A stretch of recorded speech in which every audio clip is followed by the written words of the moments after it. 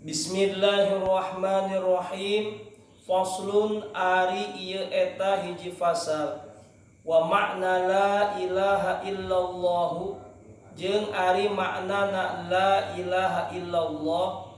La ma'buda eta teu aya anu diibadahan eta aya bihaqqin kalawan sanyatana fil wujudi dina ayana illallahu tegasna angin Gusti Allah. Dina kecap illallahu tiasa dibaca illallahu, tiasa dibaca illallaha. Pami dibaca illallaha berarti tarkibna jadi istisna. Illallaha angin Gusti Allah. Tapi pami dibacana illallahu berarti tarkibna teh jadi badal. Mubdal minhuna lafad la ma'buda.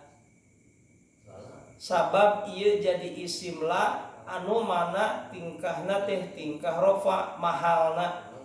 Atanapi mubdal minhuna lafad ilaha sami ieu oge isim la anu mahalna teh tingkah rofa.